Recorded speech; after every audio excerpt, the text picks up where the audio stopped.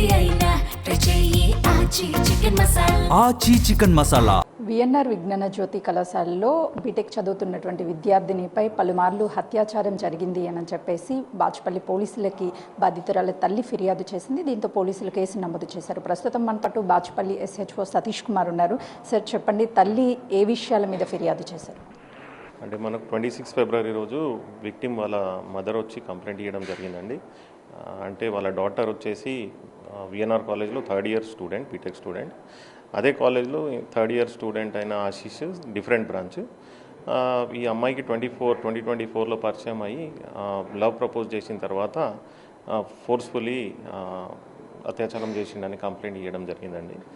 తర్వాత అదేవిధంగా వాళ్ళ మధ్యలో ఉన్న కొన్ని ఫొటోస్ అండ్ వీడియోస్ పెట్టుకొని బ్లాక్మెయిల్ చేసి, లేకుంటే నువ్వు నాతో ఇన్వాల్వ్ కాకుంటే, ఫిజికల్ ఇన్వాల్వ్ కాకుంటే నేను వైరల్ చేస్తాను సోషల్ మీడియాలోని బెదిరించి తర్వాత కూడా కొన్నిసార్లు చేయడం జరిగిందని కంప్లైంట్ అండి.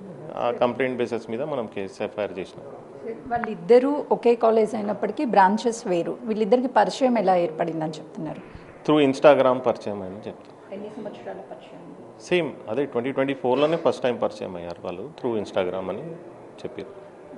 ఆశీష్ ఆ అమ్మాయిని ఎలా అప్రోచ్ అయ్యారు? అంటే ఫ్రెండ్స్గా ఫస్ట్ పరిచయం ఏర్పరచుకున్నాడా, లేకపోతే డైరెక్ట్ లవ్ ప్రపోజల్ చేసి ఎలా అయింది వీరి పరిచయం? అంటే ఫస్ట్ ఫ్రెండ్లీ పరిచయం అయిన తర్వాత లవ్ ప్రపోజ్ చేశారని చెప్పారు. తన మీద లైంగిక దాడి జరిగింది అని చెప్పేసి తల్లికి కూతురు ఎప్పుడు చెప్పింది? అసలు ఎలా వచ్చింది సార్ బయటికి ఈ విషయం? అంటే రీసెంట్లీ మన కంప్లైంట్ కొన్ని డేస్ బిఫోర్ అమ్మాయి సూసైడ్ అటెంప్ట్ చేసినప్పుడు వాళ్ళ మదర్ అడిగితే అప్పుడు చెప్పింది అమ్మ. అప్పుడు బయటపడింది అమ్మ. అప్పుడు వరకు తెలియదు. ఆశీష్ని ఎప్పుడు అదుపులోకి తీసుకున్నారు? ఎక్కడ అదుపులో తీసుకున్నారు సార్? ఈరోజే తీసుకున్నాము. అది మేము తీసుకున్నాము, ఈరోజు ప్రొడ్యూస్ చేస్తాము. ఆశీష్ని అంటే తన తల్లి ఆరోపిస్తున్నట్టుగా బాధితురాల తల్లి ఆల్రెడీ పలుమార్లు తన మీద అత్యాచారం చేశాడు, ఫొటోస్ బ్లాక్మెయిల్ చేశాడు. ఈ విషయాలన్నింటినీ ఏమన్నా ఆశీష్తో కన్ఫర్మేషన్ చేశారా సార్? మేము అతని కన్ఫర్మేషన్ తీసుకున్నాము. అది కోర్టులో ప్రొడ్యూస్ చేస్తాం. అది కన్ఫెషన్ రికార్డ్ చేసి కోర్టులో ప్రొడ్యూస్ చేస్తాం. ఆశీష్తో పాటు తన ఫ్రెండ్ ప్రవీణ్ కూడా తన మీద అత్యాచారం చేశారు అని చెప్తున్నారు. అది వాస్తవమేనా, కేవలం అలిగేషన్ మాత్రమేనా? అంటే అత్యాచారం చేసిరని చెప్పలేదు, సెక్షువల్లీ మిస్బిహేవ్ చేసిండని కంప్లైంట్. తన బాధితురాల స్టేట్మెంట్ని రికార్డ్ చేశారా సార్? తనే అదే ఆమె చెప్పిన స్టేట్మెంటే. అతని మీద వచ్చేసి అత్యాచారం కంప్లైంట్ లేదు, అతని మీద మిస్బిహేవ్, సెక్షువల్లీ హరాస్మెంట్ గురించి కంప్లైంట్. ఆశీష్ మీద ఏమేం సెక్షన్స్ కింద కేసు నమోదు చేశారు సార్? ఆశీష్ మీద 75 BNS కింద అండ్ క్రిమినల్ ఇంటిమిడేషన్ కింద కేసు. ఆశీష్ కుటుంబ సభ్యులు ఎవరైనా వచ్చారా? తండ్రి కానీ? ఆశీష్ మీద వచ్చేసి 74 BNS, 64 BNS and criminal intimidation అండి. వాళ్ళ పేరెంట్స్ ఎవరైనా వచ్చారా? వచ్చిరు, బంధువులు వచ్చిరు. వాళ్ళు ఏం చెప్తున్నారు? వాళ్ళ వర్షన్ అంటే ఆశీష్ గురించి ఏం చెప్తున్నారు? అంటే వాళ్ళకు కూడా ఏం తెలియదు అని చెప్తారు వాళ్ళు. ఒకవైపు తన తల్లి నిన్న బిగ్ టీవీతో మాట్లాడుతూ కాలేజ్ ప్రిన్సిపల్కి గతంలో నా కూతురు ఫిర్యాదు చేసింది, తను స్వయాన బాధితురాలు కూడా చెప్తుంది ఏంటంటే ప్రిన్సిపల్కి కంప్లైంట్ చేశాను, క్లాస్ రూమ్లోనే నా మీద అత్యాచారం జరిగిందని, కానీ కాలేజ్ వాళ్ళు పట్టించుకోవడం లేదు అని చెప్పేసి బాధితురాలు బిగ్ టీవీతో చెప్తుంది. ఆ విషయాన్ని మీకు ఏమైనా ప్రస్తావించిందా? కాలేజ్ వాళ్ళు ఆల్రెడీ వాళ్ళ దృష్టికి వచ్చింది, వాళ్ళు యాక్షన్ తీసుకోలేదని చెప్పారు. వాళ్ళ మీద ఏమైనా నోటీసులు ఇవ్వడం, వాళ్ళని విచారించడం ఏమైనా చేస్తారా? కాలేజ్ వాళ్ళు ఏదో మీ కమిటీ ఫామ్ చేసి ఎంక్వైరీ చేసినట్టు చెప్పారు. ఏం చెప్పారు సార్ కమిటీ మెంబర్స్?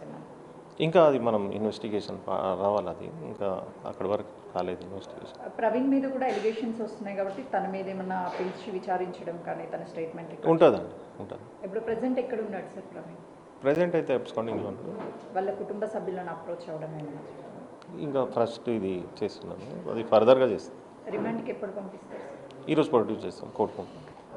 అయితే ప్రస్తుతానికి ఆశీష్ పోలీస్ అదుపులోనే ఉన్నాడు. తనని దాదాపు 4 గంటల పైగానే విచారించి స్టేట్మెంట్ని రికార్డ్ చేశారు. ఎందుకంటే బాధితురాలు ఎలిగేషన్ చేస్తుంది, నిన్న తన మీద పలుమార్లు అత్యాచారం జరిగింది, ప్రేమ పేరుతో పరిచయం అయిన తర్వాత ఫొటోస్ అవన్నీ సోషల్ మీడియాలో పెడతాను అని చెప్పేసి బెదిరించడంతోనే తను లొంగిపోయింది. సార్ ఫైనల్లీ ఒక క్వశ్చన్, ఎందుకంటే డార్క్ వెబ్లో తను డ్రగ్స్, చాక్లెట్స్ కొనుగోలు చేసి తన మీద తినిపించి అత్యాచారం చేశారన్న ఆరోపణ కూడా ఒకటి ఉంది. అది వాస్తవమేనా? ఆ యాంగిల్లో కూడా విచారించారా? ఆ యాంగిల్ కోసం మేము ఫోన్ సీజ్ చేయడం జరిగింది. ఒకసారి ఫోన్ మనం అనాలిసిస్ చేసిన తర్వాత చెప్పగలుగుతాం. తను ఏమన్నా చెప్తున్నాడా నిజమే అవును కాదు అనే విషయాన్ని? అది మేము ఇన్ పార్ట్ ఆఫ్ ఇన్వెస్టిగేషన్ కోర్టులో ప్రొడ్యూస్ చేస్తాం.